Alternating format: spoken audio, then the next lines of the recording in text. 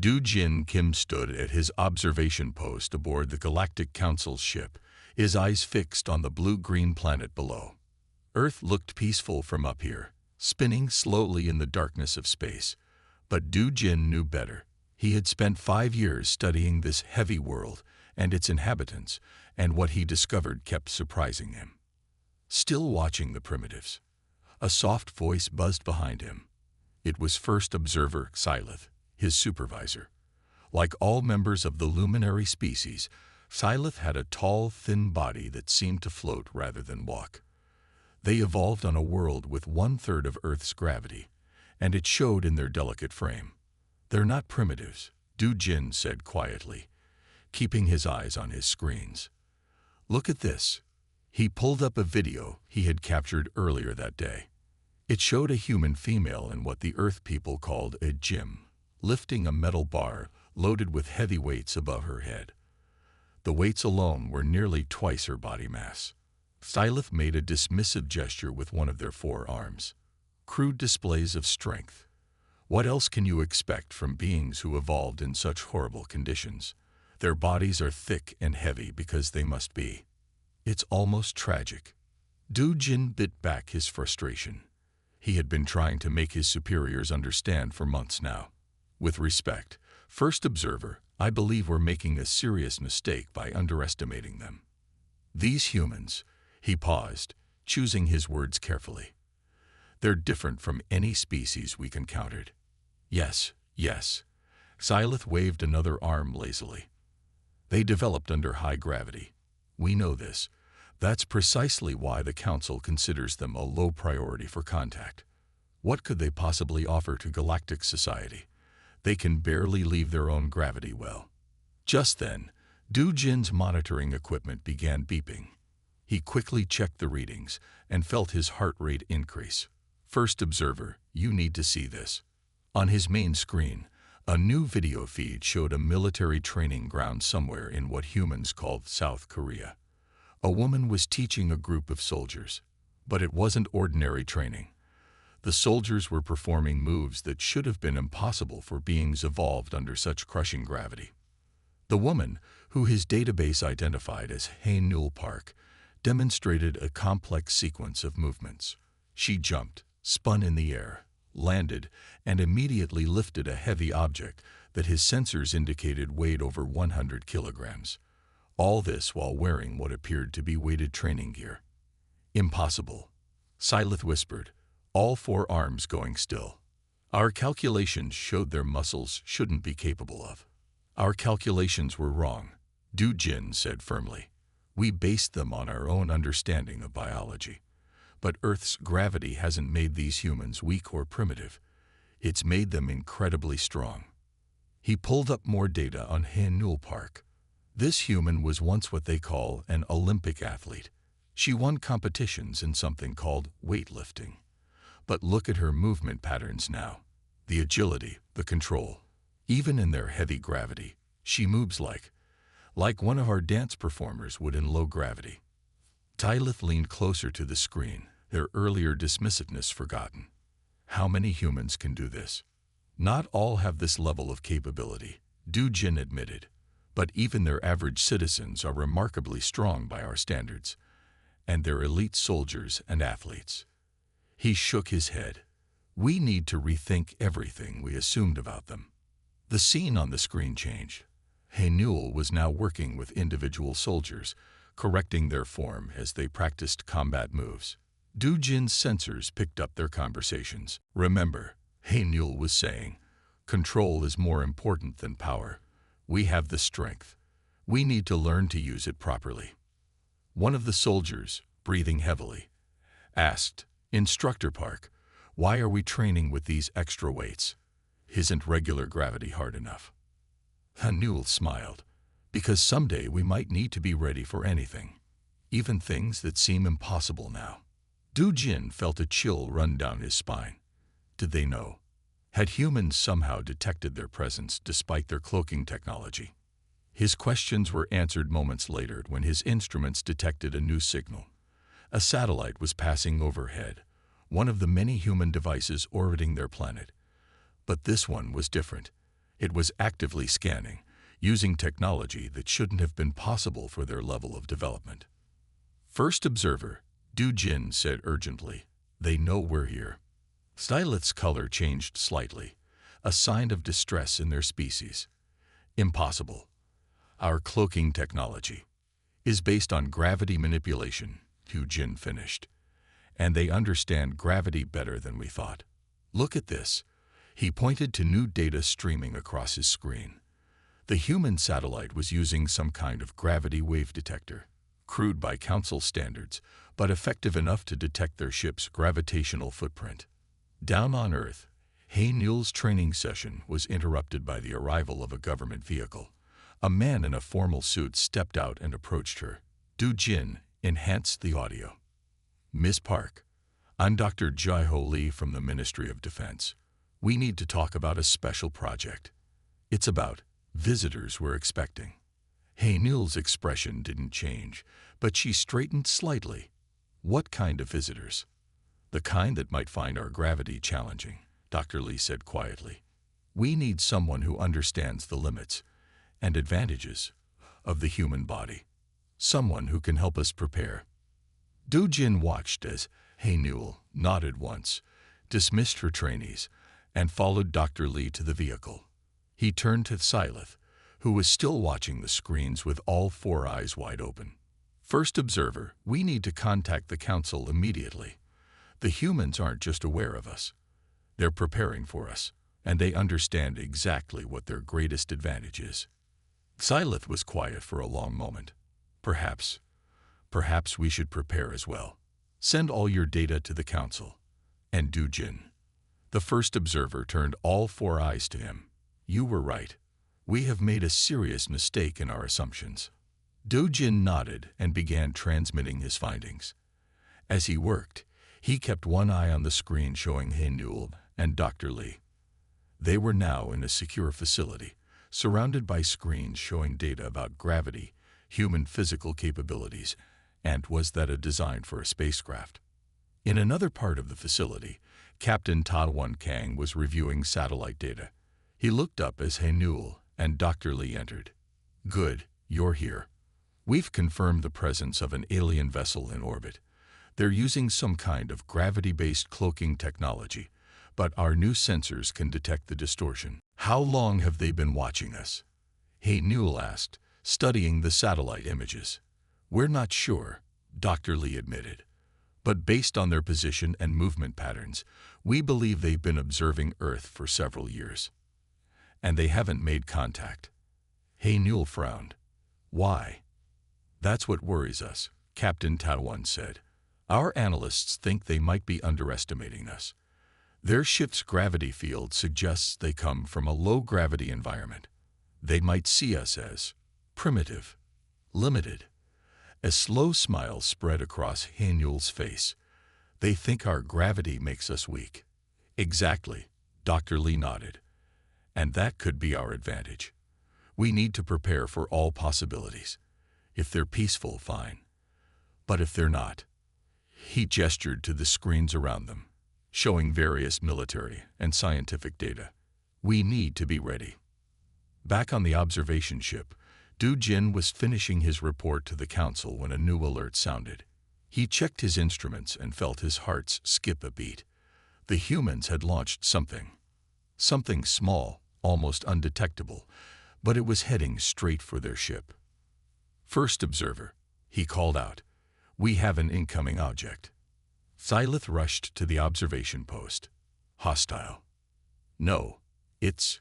Du Jin studied the readings. "It's a message probe. And it's perfectly calibrated to match our ship's gravity field." He looked at his superior. "They're not just aware of us. They want to talk." The probe reached their ship and attached itself to the hull. A simple radio signal began broadcasting. The message was in several Earth languages, but the meaning was clear. "Greetings from Earth. We know you're there. We're ready to talk when you are. And yes, we can handle your gravity. Can you handle ours?" Du Jin looked at Stylith, whose color was shifting through several shades of surprise and concern. "Your orders, first observer." Xylith was quiet for a long moment, all four eyes fixed on the screen showing Haynul's facility, where humans were now actively preparing for first contact. Send word to the council. Tell them we need to revise our first contact protocols. And Du Jin. Yes, first observer. Start studying their language. I have a feeling we're going to need a translator who understands more than just their words. Xylith gestured to the screen showing Haynul training. We need someone who understands their strength. As Du Jin began his new assignment, he couldn't help but smile. The humans had surprised them all, and he had a feeling the surprises were just beginning. In the training facility on Earth, Haynul was already preparing for what was to come. As she worked with a new group of specially selected soldiers, teaching them to control their strength in varying gravity conditions, she kept thinking about the aliens watching from above. They think gravity is our weakness, she told her trainees. Let's show them just how wrong they are.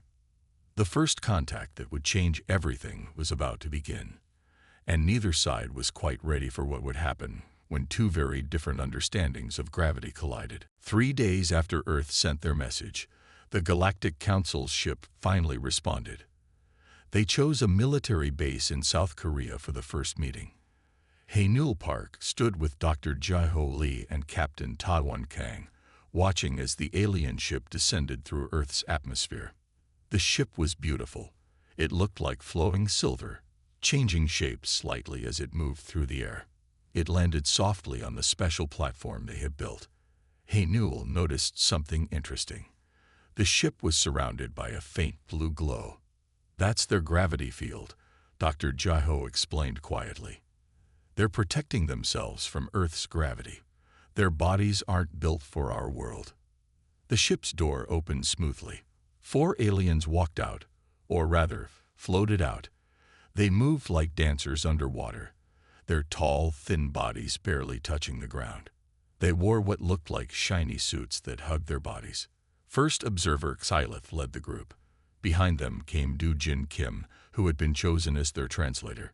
2 other aliens followed, carrying strange devices that beeped softly. Welcome to Earth, Dr. Jai-Ho said, stepping forward.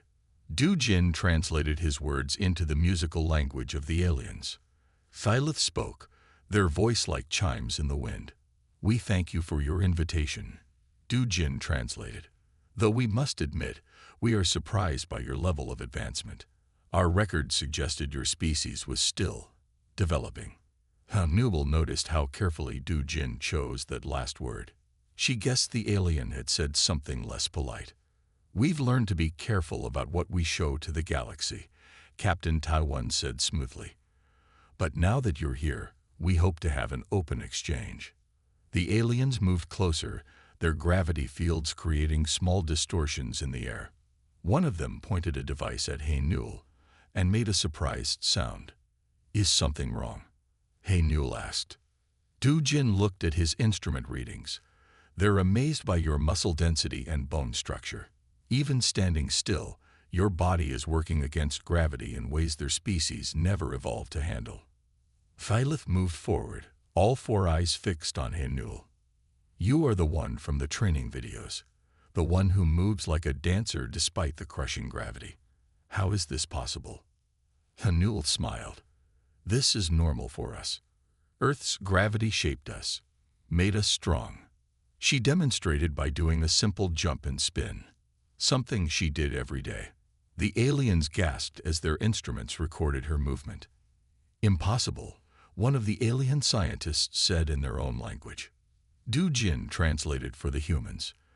The energy required to move like that in this gravity. Would you like to try? Haynul asked. Your gravity suits can adjust to match our conditions, right? The aliens looked at each other nervously. Finally, Xylith spoke. Perhaps a small test would be informative. But first, we have a proposal from the Galactic Council. They all moved inside the base's main meeting room. The aliens' gravity fields created a strange feeling in the air, like patches of lightness in the normal heavy gravity of Earth. The Council has decided, Xylith announced, that Earth's readiness for galactic society should be tested. We propose a series of trials, physical trials, to be specific. Dr. Jiho leaned forward. What kind of trials? Tests of strength, speed, and skill. Du Jin translated as Sylith explained, but performed under various gravity conditions, both in your gravity and in ours. The Council believes this will help us understand each other's capabilities. Hanul caught Dr. Jiho's eye. They had expected something like this. The aliens wanted to prove their superiority, but they didn't understand what they were asking for. We accept, Captain Tawan said. When do we begin? Tomorrow, Sylith said. We will set up the testing area on our ship, where we can control gravity precisely. They looked at Hanul. Will you represent your species? Yes, Hanul said without hesitation. But I have a condition. Some of the tests must be done here, on Earth, in our natural gravity. The aliens shifted uncomfortably. Our protective suits can only compensate for so much, one of the scientists said. Your gravity might be too dangerous for us. Then maybe you shouldn't judge what we can do until you understand what we live with every day, Hanul said quietly. Du Jin translated her words, then added something in the alien language that made Sylith's color change slightly, a sign of surprise or worry. We agree to your terms, Sylith said finally. Tomorrow, we will begin in our ship at our standard gravity. The day after, we will attempt your conditions. After the aliens left to prepare, Hanul met with Dr. Jiho and Captain Tawan in the base's lab. Dr. Sun Mayun, their lead researcher, joined them. Their gravity suits are interesting, Dr. Sunmai said, studying the readings they had taken. They can reduce gravity's effect on their bodies, but they can't eliminate it completely. And they use enormous amounts of energy to do it. Which means what? Captain Tawan asked. Which means they've built their entire civilization around avoiding gravity rather than working with it. Dr. Jiho explained.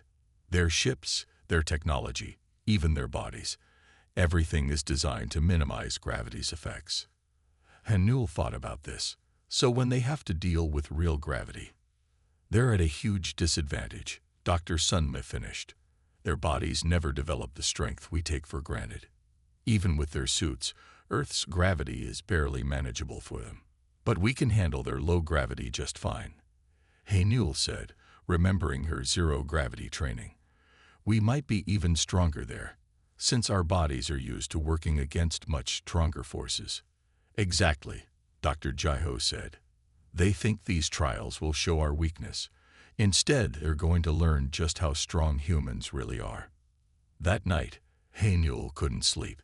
She stood in her quarters, looking out the window at the alien ship glowing softly in the darkness. Tomorrow, she would step into their world. A world where gravity barely existed. But the day after that, they would have to step into hers. She thought about all her years of training, all the hours spent pushing against Earth's gravity. Every jump, every lift, every movement had prepared her for this moment. The aliens thought humans were primitive because they didn't understand what it meant to be strong. Tomorrow, they would begin to learn. In the alien ship, Du Jin was having a similar sleepless night. He stood at his observation post, watching the humans prepare for tomorrow's trials. His instruments showed him something fascinating. Even at rest, their bodies were constantly working, constantly fighting against gravity. It was beautiful, in its way. You're worried, Sylith said, floating up beside him. Yes, Du Jin admitted. We may have made a serious mistake with these trials. Because they're stronger than we thought. Because they understand something we don't, Du Jin said. They don't just survive in their gravity. They thrive in it. It's part of who they are. Sylith was quiet for a moment. Perhaps that's what we need to learn from them. Down on Earth, Hanul was finally getting ready for bed when her phone rang. It was Dr. Jiho. I've been studying their ship's design, he said without greeting. Everything they build is based on gravity manipulation. Their weapons, Their defenses, their entire technology. What are you saying? Haynul asked, though she thought she knew. I'm saying that tomorrow isn't just about proving our strength, Dr. Jaiho said. It's about showing them that everything they think they know about gravity, about strength, might be wrong. Haynul smiled as she hung up. Tomorrow would be interesting indeed. The aliens were about to learn that what they saw as humanity's greatest weakness was actually their greatest strength. And it all started with one simple thing. The gravity of Earth, the force that had shaped humanity from the beginning, making them stronger than anyone in the galaxy had imagined possible. The inside of the alien ship felt strange to Haynul. The gravity was so light that she felt like she might float away. She stood in what they called the testing chamber, a large room with smooth white walls. The aliens watched from behind clear barriers, their instruments ready to record everything. The first test will begin now, Du Jin translated as Silith spoke. We will start at our normal gravity, which is 1/3 of Earth's. Haynul nodded. She had trained for low gravity, but the real thing felt different. Her muscles, used to fighting against Earth's pull, now had too much power. When she took her first step, she almost launched herself into the ceiling. Careful, Du Jin said quietly. Many species find it hard to adjust to different gravity. Haynul smiled. She remembered her training. I just need to control my strength better. She took another step, this time barely pushing against the floor. Better. She started to walk normally, adjusting her movements. The first test was simple, moving through an obstacle course. Under normal conditions, Haynul could run such a course easily. But in this light gravity, everything was different. When she jumped over the first barrier, she soared much higher than she meant to. The aliens made surprised noises. One of them spoke rapidly, and Du Jin translated. They say you're using too much force. You need to be more gentle. No, Haynul said, landing softly. I need to use this power differently. She looked at the rest of the course. Instead of fighting against the low gravity, she would work with it. She started moving again, but this time she used her strength in new ways. She pushed off walls to change direction, used light touches to control her speed, and turned her powerful muscles into precise tools. Soon she was flying through the course, moving in ways that would be impossible under Earth's gravity. The aliens were silent, all their eyes fixed on her. Their instruments beeped frantically, recording her every move. Impossible, one of the scientists whispered. Du Jin didn't need to translate. The shock in their voice was clear.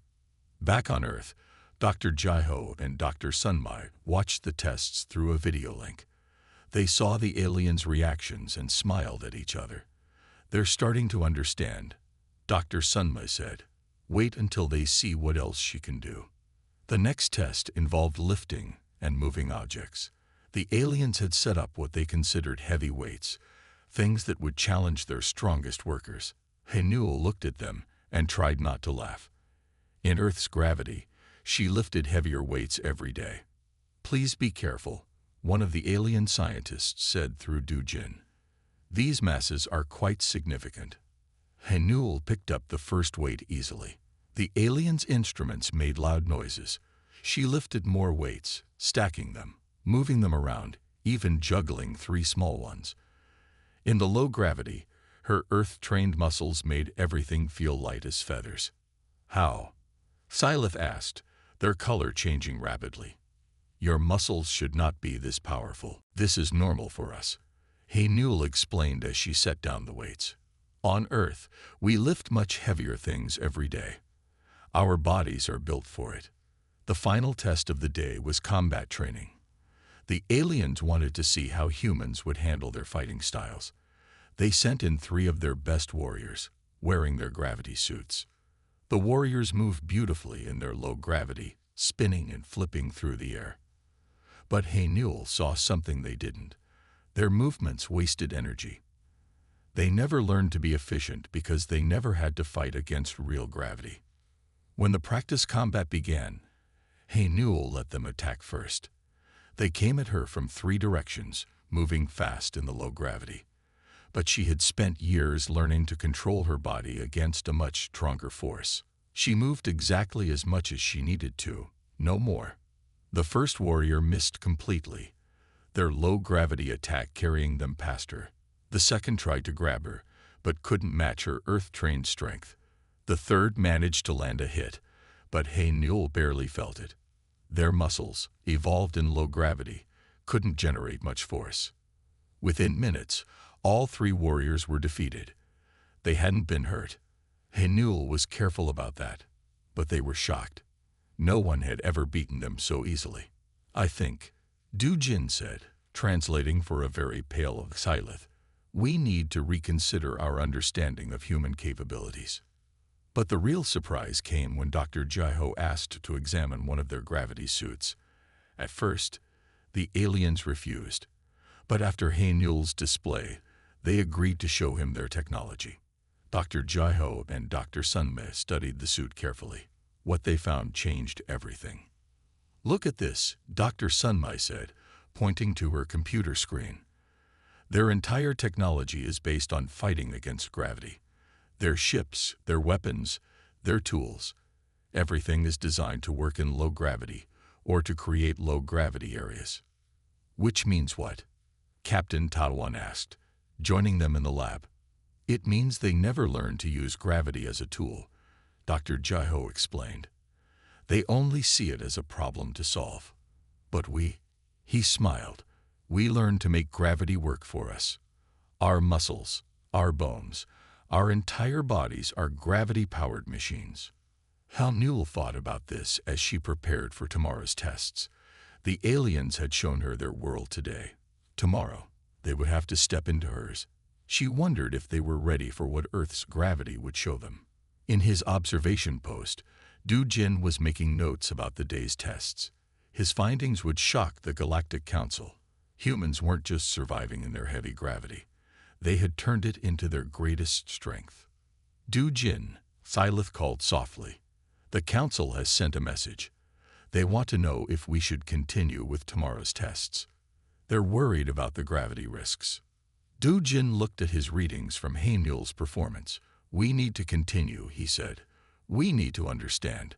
These humans, they're not just strong. They've mastered something we've spent generations trying to escape. On Earth, Haynul stood in the training room, feeling the familiar pull of gravity. Tomorrow, the aliens would feel it too. Their gravity suits would help, but they would still have to face the force that had shaped humanity. She thought about how the aliens moved in their low gravity. Beautiful, but wasteful. They had never learned what she knew in her bones, that working against gravity made you stronger, that what looked like a weakness could become your greatest power. Tomorrow, they would learn, and nothing in the galaxy would ever be the same. The morning of the Earth gravity tests arrived with a clear sky. Haynul stood in the outdoor testing area, watching the sunrise. The air felt heavy and wonderful after the strange likeness of the alien ship. This was her world, shaped by the very force that the aliens feared. They're coming, Captain Taiwan said, walking up beside her. Their medical team spent all night adjusting their gravity suits for Earth conditions. Haynul nodded. Are they ready for this? No, Dr. Jaiho said, joining them. But they need to understand. Sometimes the only way to learn is to experience something yourself. The alien ship landed nearby, its gravity field shimmering in the morning light. The door opened, and the aliens stepped out carefully. Their gravity suits looked different today, thicker, with more glowing parts. Even with the suits, they moved slowly, cautiously. Sylith came first, followed by Du Jin and the other aliens. Their normally graceful movements were stiff and awkward. Earth's gravity pulled at them despite their protective technology. Welcome to our world, Haynul said warmly. How does it feel? Du Jin translated her words, then answered himself. Heavy, he said. Very heavy. Our suits are working at full power, but we can still feel the pull of your gravity. It's intense. This is how we live every day, Dr. Jaiho explained. Every movement, every breath, Every heartbeat happens under this force. It made us what we are. The aliens set up their testing equipment, moving slowly. Their instruments showed different readings now. Earth's gravity affected them too, making their delicate technology work harder. The first test, Tyleth announced through Dujin, will be simple movement. Walking, running, jumping, basic actions. They paused. We will also attempt these actions to better understand your environment. Newell demonstrated first. She walked normally, then ran, then did a series of jumps and flips that she used in training. To her, it was routine. To the aliens, it was extraordinary. The energy required. One of their scientists said, checking their instruments, the force needed to move like that in this gravity. It's enormous. Then it was the aliens' turn. Even with their gravity suits at full power, they struggled. Walking was difficult. Their thin legs, evolved for low gravity, could barely push against Earth's pull. Running was almost impossible. When one of them tried to jump, they barely left the ground. This is how you live? Tyleth asked, their color showing signs of strain. How you train, how you fight. This is how we grew up, Newell explained. Earth's gravity made us strong. It's not our enemy, it's our teacher. Dr. Sunmai, who had been monitoring the aliens' vital signs, spoke up. Your gravity suits are impressive technology, she said. But they're working against nature. We learned to work with it instead. The next test involved lifting weights, regular Earth weights this time. Newell demonstrated by lifting a heavy barbell, something she would use in a normal workout. The aliens' instruments nearly overloaded trying to measure the force involved. When they tried to lift even much lighter weights, they couldn't. Their gravity suits could reduce Earth's pull on their bodies, but they couldn't give them strength they had never developed. Their muscles, evolved in low gravity, simply weren't built for this. Now you understand, Dr. Jaho said gently. What you saw as our weakness, being trapped on a heavy world, actually made us incredibly strong. Your technology fights against gravity. Our bodies mastered it. Dojin translated this, then added something in the alien language that made Tyleth's color change dramatically. The first observer spoke rapidly to the other aliens, who began taking even more measurements and readings. What did you tell them? Newell asked Dujin. I explained that this changes everything, Dujin said. Our entire approach to space travel, construction, combat, it's all based on avoiding gravity. But you could work in any gravity. You're stronger in low gravity because you were used to much more force. You could build things, fight, move in ways we never imagined. Dr. Jaho nodded. And there's more, he said. Show them the plans, Dr. Sunmai. Dr. Sunmai brought out a tablet showing designs for a new type of spacecraft. We studied your gravity suits, she explained as Dujin translated. You use enormous energy to counter gravity. But what if we used gravity instead? What if we built ships that used gravity as a power source, the way our bodies do? The aliens gathered around the tablet, their fatigue forgotten as they studied the designs. Their color changed rapidly, a sign of extreme excitement or surprise. This is... Tyleth started, then had to pause as Earth's gravity made them sway slightly. This is revolutionary. You're not just strong in heavy gravity. You understand it in ways we never considered. Because we had to, Captain Tao once said. Every human child grows up fighting against gravity. It's part of who we are. We never saw it as a problem to solve. We saw it as a force to master. The final test of the day was supposed to be another combat demonstration, but the aliens could barely move in Earth's gravity, even with their suits. Instead, they asked Newell to show them more about how humans trained. She demonstrated exercises, explained how human muscles and bones grew stronger under gravity's constant pull, and showed them the efficient movements humans had developed over generations. In low gravity, she explained, you can move beautifully, but you use too much energy. Here, we had to learn to be efficient. Every movement has a purpose. Nothing is wasted. As the sun began to set, the aliens prepared to return to their ship. But before they left, Sylith made an announcement that Dujin translated with obvious excitement. "The Galactic Council will be very interested in what we've learned here," Sylith said. "We came to test if humans were ready for galactic society. Instead, you showed us that we have much to learn from you. Your understanding of gravity, your physical capabilities, your entire approach to dealing with natural forces. It's all valuable knowledge." Hanul smiled. "We're happy to teach you," she said, "and to learn from you too. Maybe together we can find new ways to work with gravity instead of against it." In the following weeks, things changed quickly. The Galactic Council established a permanent embassy on Earth. Dujin stayed as their chief scientist, working with Dr. Jiho and Dr. Sunmei to develop new technologies that combined human understanding of gravity with alien engineering. Hamul started a new training program, teaching aliens how to adapt to different gravity conditions. Some of them even learned to appreciate Earth's heavy pull, discovering strength they never knew they had. Captain Tadwan led the first joint human-alien space construction team, showing how humans could work efficiently in any gravity condition. Their first project was a new type of space station that used gravity itself as part of its power system. And up in orbit, Sylith wrote their final report to the Council. "We came to Earth thinking its gravity made its people weak. We were wrong. Their gravity made them strong in ways we never imagined. They don't just survive in heavy gravity. They thrive in it.